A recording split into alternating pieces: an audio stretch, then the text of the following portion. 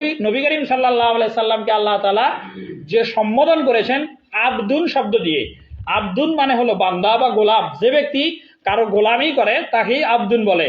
আর রাসূল সাল্লাল্লাহু আলাইহি সাল্লাম একনিষ্ঠভাবে একমাত্র আল্লাহ তাআলারই গোলামি করতেন। এ কারণেই আল্লাহ তাআলা রাসূলকে এই আয়াতে আবদুন শব্দ উল্লেখ করেছেন।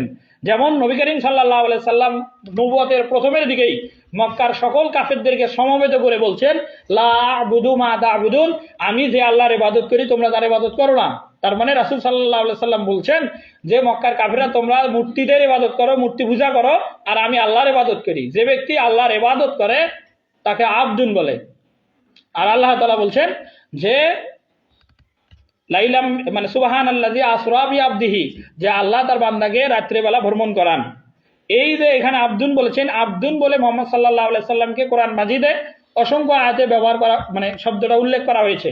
যেমন এরপরে যে সূরাটা সূরা কাহাফের প্রথম, সেখানে আল্লাহ তাআলা বলছেন যে আলহামদুলিল্লাহিল্লাযী আনজালা আলা আবদিহিল কিতাব ওয়া লাম ইয়াজআল লাহু ইওয়াজা, প্রশংসা আল্লাহ তাআলার জন্য যে আল্লাহ তার বান্দার উপরে কিতাব নাজিল করেছেন এবং সেই কিতাবের ভিতরে কোনো বক্রতা নাই। মানে কোরআন পড়লেই মানুষ কোরআনের কথাগুলো বুঝবে। আল্লাহ তাআলা ভিন্ন আয়াতে বলছেন ওয়ালাকাদ ইয়াসসারনাল কোরআন লিযিকরি ফাহাল মিন মুদ্দাকির, উপদেশ নেওয়ার জন্য কোরআনকে সহজ করা হয়েছে, যে চায় সে কোরআন থেকে উপদেশ নিতে পারে। এরপরে সূরা ফুরকান, এটা 25 নম্বর সূরা, এর প্রথম আয়াতেও আল্লাহ তাআলা রাসূলকে আবদুন বলে সম্বোধন করেছে। আল্লাহ তাআলা বলছেন তাবারাকাল্লাযী নাযালাল ফুরকান, মহান আল্লাহ তাআলা তিনি যিনি তার বান্দার উপরে কোরআন নাজিল করেছেন। তাবারাকাল্লাযী নাযালাল ফুরকানা লিয়াকুনা তাবারাকাল্লাযী নাযালাল ফুরকানা আলা আবদিহি লিয়াকুনা লিল আলামিনা নাযীরা, যাতে করে মুহাম্মদ সাল্লাল্লাহু আলাইহি সাল্লাম বিশ্বের সকল মানুষদেরকে সতর্ক করতে পারে। কিসের ব্যাপারে? জাহান্নামের ব্যাপারে সতর্ক করতে পারে এবং জান্নাতের ব্যাপারে সুসংবাদ দিতে পারে, এরকম। এরপরে সূরা আলাক, এটা কোরআন শরীফের নাজিলের দিক থেকে প্রথম সূরা, প্রথম 5 আয়াত নাজিল হয় এক ধাপে, আর 6 নম্বর আয়াত থেকে 19 নম্বর আয়াত পর্যন্ত দ্বিতীয় ধাপে নাজিল হয়। দ্বিতীয় ধাপে যে আয়াতগুলো নাজিল হয়, এই নাজিলের প্রেক্ষাপটের সাথে আবু জেহেলের সম্পর্ক আছে। আবু জেহেল একদিন মক্কায় রাসূল সাল্লাল্লাহু আলাইহি সাল্লাম সম্পর্কে বলে যে তোমরা যদি কেউ দেখতে পাও যে মুহাম্মদ সাল্লাল্লাহু আলাইহি সাল্লাম কাবা শরীফের সামনে এসে নামাজ আদায় করতেছে, তাহলে তোমরা সেই সংবাদ আমাকে দেবে। এটা আবু জেহেল বলতেছে। তাহলে কি করব? মুহাম্মদ সাল্লাল্লাহু আলাইহি সাল্লাম যখন সিজদায় যাবে নামাজে, তখন আমি তার ঘাড়ের উপরে পাড়া দেব। নাউজুবিল্লাহ। এই ঘটনা যখন বলেন, সেই ঘটনাকে কেন্দ্র করে সূরা আলাকের 6 নম্বর আয়াত থেকে শুরু করে 19 নম্বর আয়াত পর্যন্ত নাজিল হয়। সেইখানে আল্লাহ তাআলা বলেন যে আর ওয়াইতাল্লাযী ইয়ানহা, আর ওয়াইতা মানে হে মক্কার লোকেরা তোমরা কি দেখছো? আর ওয়াইতা এটা হরফে ইস্তেফাম, প্রশ্ন করা হয়েছে।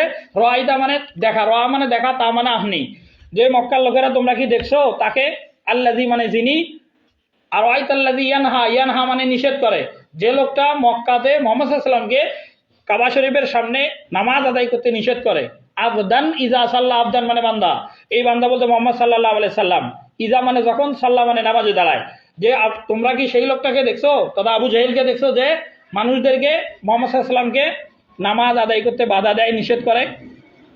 আল্লাযী আরওয়াইতাল্লাযী ইয়ানহা আবদান ইজা সাল্লাহ আও আমারা বিত্তাকওয়া, অথচ মুহাম্মদ সাল্লাল্লাহু আলাইহি সাল্লাম মানুষকে আদেশ করেন আল্লাহ ভীতির। মুহাম্মদ সাল্লাল্লাহু আলাইহি সাল্লাম মানুষদেরকে কল্যাণের কথা বলেন, ভালো কথা বলেন, এরপরেও দেখা যাচ্ছে যে আবু জাহেল তাকে ঘাড়ে পাড়া দেওয়ার কথা বলতেছে। আর আবু জাহেল এমন বাস্তব পদক্ষেপ নিয়েই রাসূলকে কাঁধে পাড়া দেবে, এমন পদক্ষেপ নিয়েই যান। তাফসীরে ইবনে কাসিরে আছে, রাসূল সাল্লাল্লাহু আলাইহি সাল্লাম যখন সিজদা দেন, মক্কার লোকেরা আবু জাহেলকে সংবাদ দেয়। আবু জাহেল রাসূলের ঘাড়ে পাড়া দেওয়ার জন্য সামনের দিকে আগান, অল্প একটু আগানোর পরে তিনি আবার পিছে আসেন। মক্কার কাফেররা আবু জাহেলকে জিজ্ঞাসা করেন পিছে আসার কারণ কি? আবু জাহেল বলেন যে আমি যদি সামনে আর একটু আগাতাম, বুখারী শরীফের প্রথম খণ্ডের লাস্টের হাদিস, যে উদওয়ান উদওয়ান, আবু জাহেলের মুখের শব্দ যে উদওয়ান উদওয়ান, যে আমি যদি আর সামনের দিকে আর একটু আগাতাম, তাহলে মুহাম্মদ সাল্লাল্লাহু আলাইহি সাল্লামের দুই পাশে দুইটা বিরাট আকৃতিধারী ফেরেশতা অবস্থান করতেছিল, তারা আমাকে আক্রমণ করত। উদওয়ান উদওয়ান মানে আমার যতগুলো অঙ্গ প্রত্যঙ্গের জোড়া আছে প্রত্যেকটা জয়েন্ট আলাদা করে ফেলতো।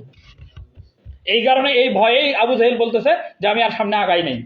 এইখানেও আল্লাহ তাআলা তার হাবিব সাল্লাল্লাহু আলাইহি সাল্লামকে আবদুন বলে উল্লেখ করেছেন, যে আর ওয়াইতাল্লাযী ইয়ানহা আবদান ইজা সাল্লাহ। মক্কার লোকেরা তোমরা কি সেই আবু জাহেলকে দেখছো যে মুহাম্মদ সাল্লাল্লাহু আলাইহি ওয়াসাল্লামকে নামাজের সময় বাধা দিত? এইভাবে সূরা বনী ইসরাঈলের প্রথম আয়াত সহ বিভিন্ন আয়াতে আবদুন বলা হয়েছে।